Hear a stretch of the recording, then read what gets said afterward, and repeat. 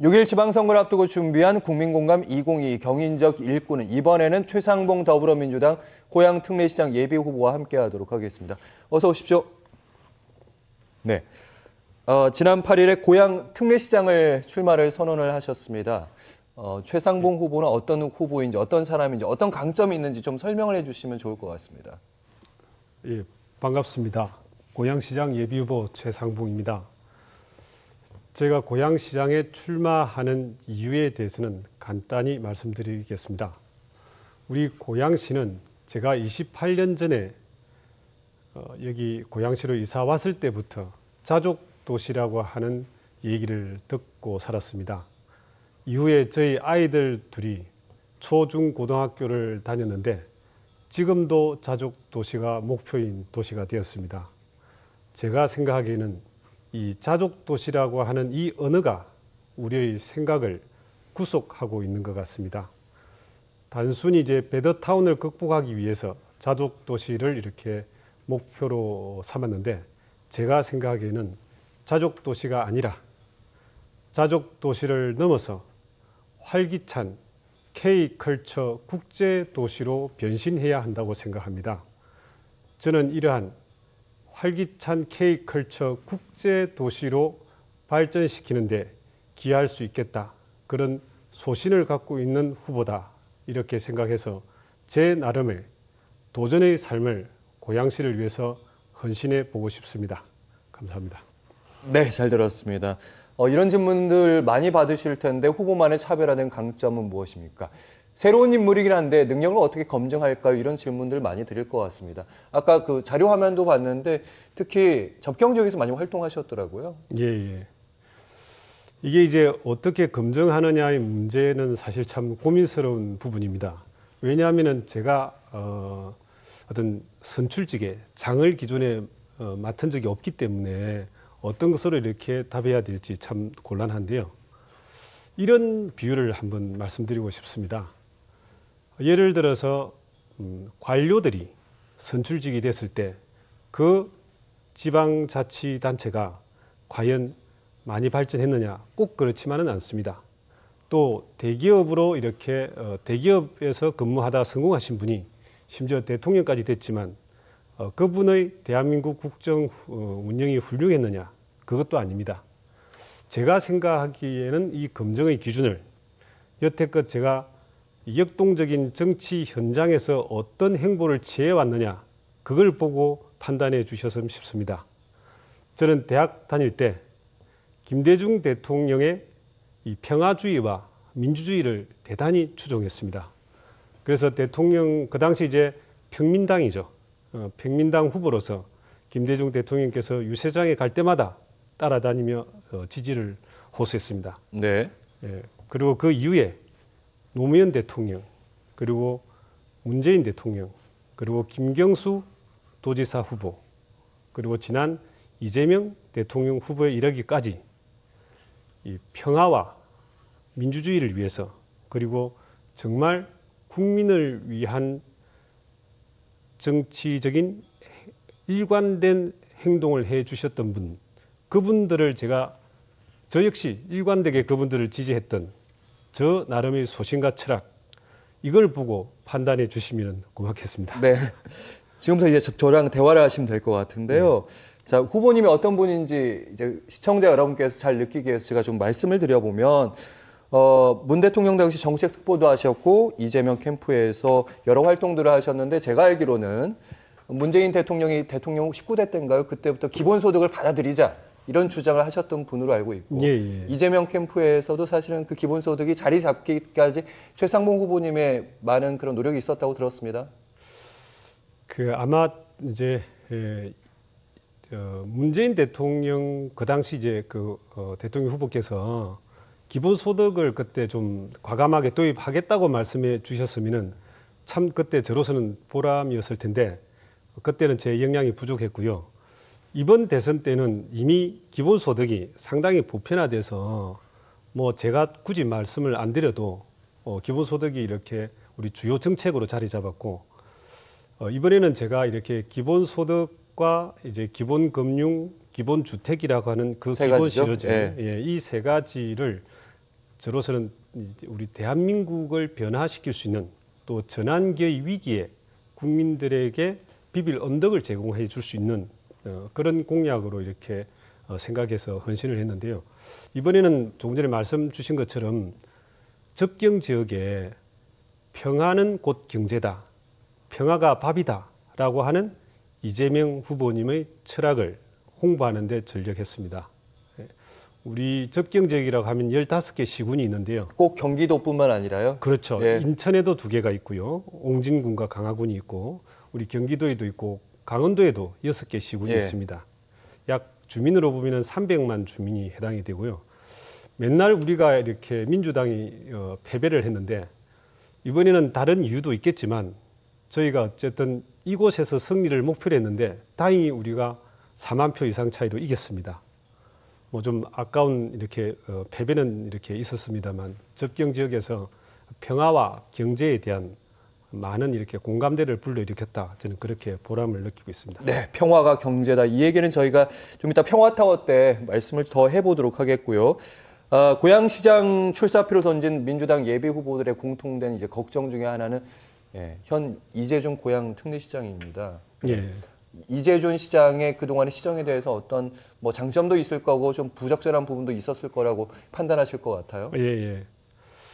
우리 당의 중요한 이제 자산이기도 한데요. 현재 시장이시기도 하고 이재준 시장님에 대해서 이렇게 참 평가하기에는 다소 부담이 됩니다만 먼저 이렇게 개인적으로는 이재준 시장께서는 성실하신 분이다 이런 이제 평은 저도 이렇게 익히 들었고요.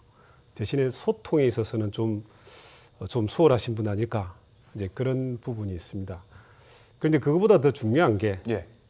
우리 고양시에는 12년간 민주당에서 시장을 이렇게 선출되어서 시장직을 맡아왔습니다. 그러니까 지방 정부로서 보면 민주당 정부인 거죠. 이 12년간의 민주당 정부에서 이전의 시장님이랑 이제 이재준 시장님을 함께 이 12년간이라고 하는 이 기간에 대한 반발감이 시민들에게는 대단히 큰 줄로 알고 있습니다. 예. 최근 여론조사에서도 50%가 훌쩍 넘는 교체에 대한 어떤 요구 이런 게 있었습니다. 그럼 저도 민주당 후보이기 때문에 위기감이 큽니다. 누가 후보가 되더라도 이런 거를 어떻게 극복을 할 것이냐 이 부분은 이번 대선에서 이렇게 잘 보셨다시피 정권 교체가 먹혀들었습니다. 그 정권 교체가 국민들에게 좋은 쪽이 될지 아니면 반대의 경우가 될지는 모르겠지만 정권 교체의 바람이 컸습니다.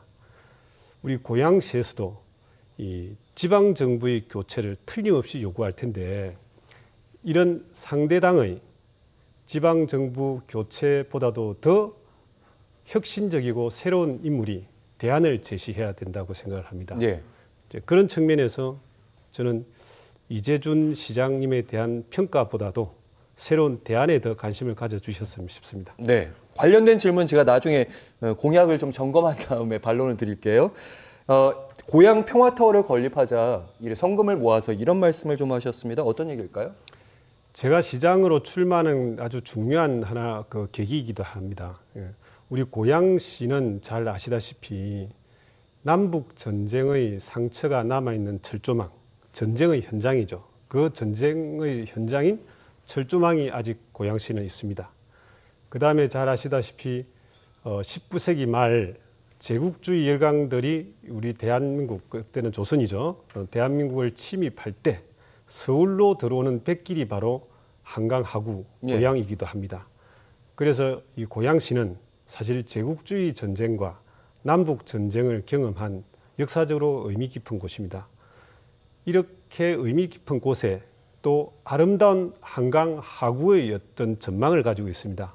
후보님, 저희가 시간이 많지 않아서요.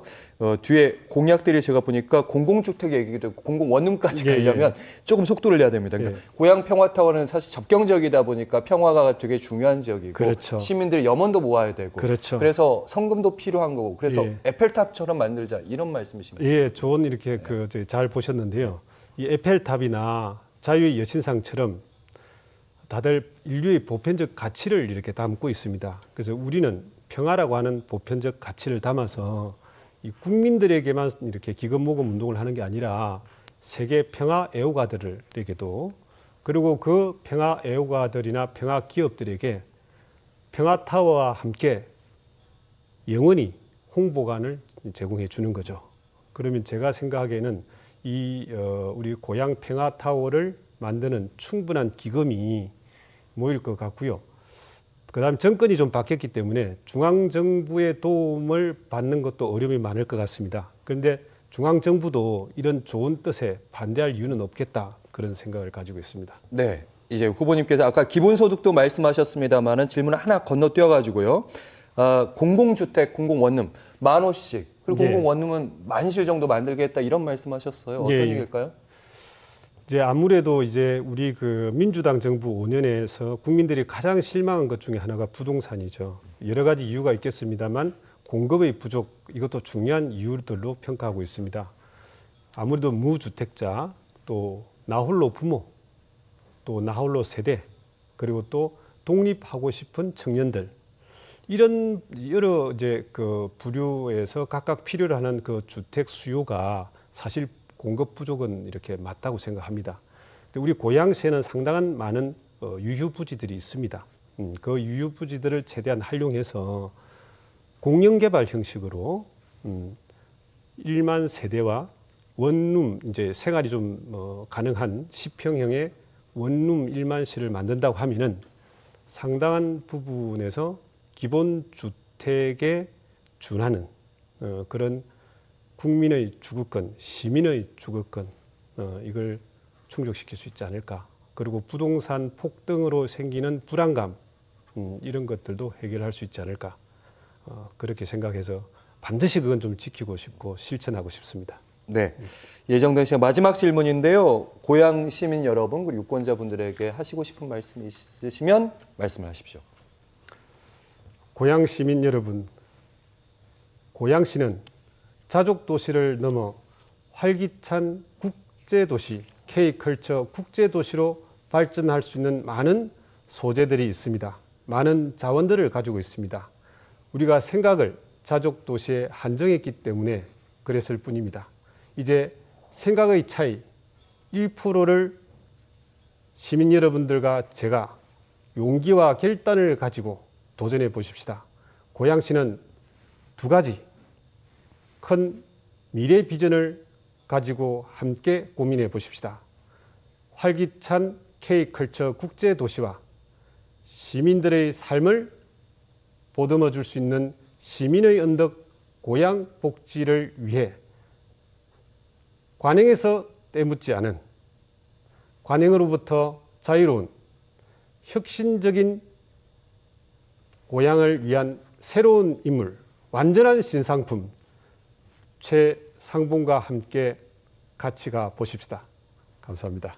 네, 최상봉 민주당 고양시장 예비후보와 함께했습니다. 말씀 잘 들었습니다. 고맙습니다. 감사합니다. 잠시만 있어주시고요.